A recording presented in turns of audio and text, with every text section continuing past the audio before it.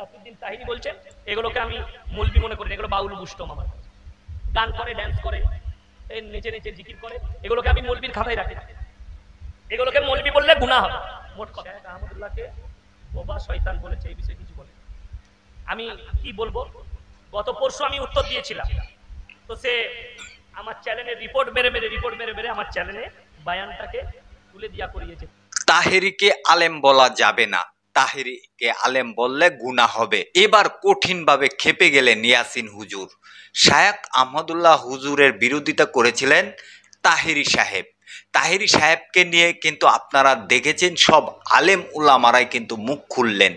এবার যে ইয়াসিন হুজুর আলোচনাটুকু করেছে, যা শুনলে আপনারা অবাক হয়ে যাবেন। আমি কথা না বাড়িয়ে ইয়াসিন হুজুর যে তাহেরি সাহেবকে নিয়ে আলোচনাটুকু করেছেন, চলেন আমরা সম্পূর্ণ আলোচনাটুকু শুনে আসি। আর ভিডিওটা বেশি বেশি করে আপনারা শেয়ার করে সবাইকে দেখার সুযোগ করে দিবেন। আর কথা না বাড়িয়ে আমরা আলোচনাটুকু শুনি। যাই হোক, দেখুন আমি বলেছি কিয়ামতের পূর্বে আলেমদের দ্বারাই, হুজুরদের দ্বারাই ফিতনা ছড়াবে। আর ইয়াসউদ্দিন তাহিরি বলছেন এগুলোকে আমি মৌলবি মনে করি, এগুলো বাউল বুষ্টম। আমার গান করে, ড্যান্স করে, নেচে নেচে জিকির করে, এগুলোকে আমি মৌলবির খাতায় রাখি। এগুলোকে মৌলবি বললে গুনাহ হবে। মোট কথা মৌলবি ছাড়া আপনারা নিশ্চয়ই জানেন আখলাক, চরিত্র, ব্যবহার। আচ্ছা, আমি কবার ড্যান্স করলাম স্টেজে করেছি, আপনাকে এমন এমন জিকির শোনাবো বাংলাদেশের, ভয় পেয়ে যাবেন। এখানে শুনিয়ে দিলে বক্স, হ্যাঁ এই বক্সে যদি লাগিয়ে দিই মাইকে, ভয় খেয়ে যাবে। বাংলাদেশে হুক্কা হুয়া মনে হবে শিয়াল ডাকছে, ওই জিকির চলে। তো তারা মনে করে এটা জিকির। আর আপনি দেখি দেন আমাদের দেশেও জিকির হয়, হয় না হয়? বুজুর্গানে দিনরা জিকির করে সুবহানাল্লাহ, আলহামদুলিল্লাহ, লা ইলাহা ইল্লাল্লাহ, লা ইলাহা ইল্লাল্লাহ, মুহাম্মাদুর রাসূলুল্লাহ। কলে টাইট দেয়া দেখেছেন, কলের ক্যাশ টাইট দেয়, ঠিক মনে হবে ওই করছে।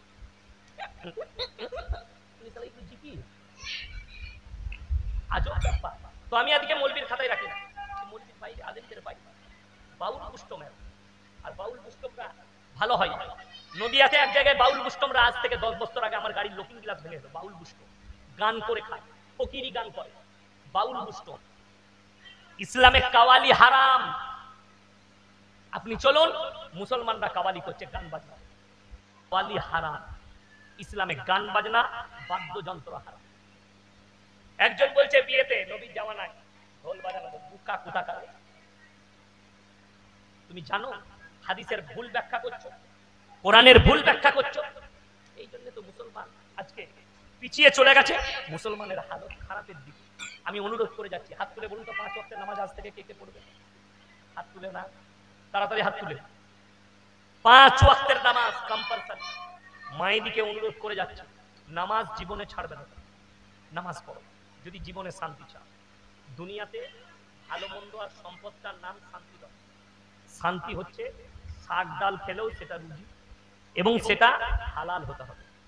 আলু ডাল খাও যেন হালাল হয়, সেটা যেন তোমার কাছে যেটা যাচ্ছে সেটা যেন তোমার গর্বের হয় যে আমি হালাল খাই। মানুষ বলবে লোকটা সৎ লোক, হালাল খায়। লোকের মেরে নিও না, লোককে ধোকা দিও না, লোকের সঙ্গে প্রতারণা করো না, প্রবঞ্চনা করো না।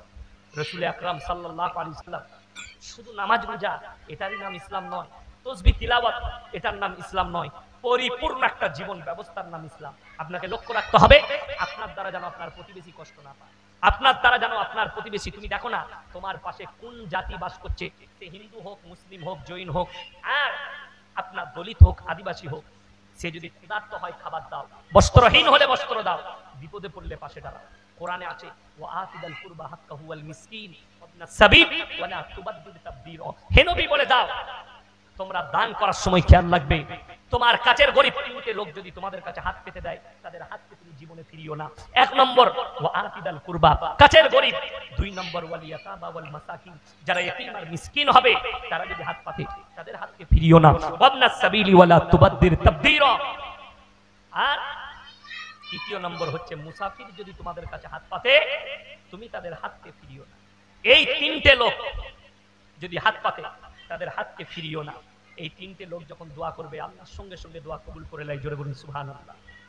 যারা দান করেন মায়েরা। প্রিয় দর্শক, এই যে ইয়াসিন হুজুর যে কথাগুলা বলেছে, কথাগুলো কতটুকু ভালো লেগেছে আপনারা জানেন।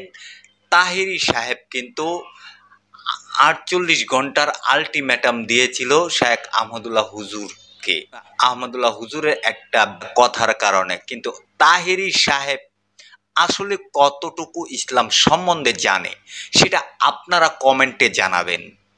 ভিডিওটা বেশি বেশি করে শেয়ার করে সবাইকে দেখার সুযোগ করে দিবেন।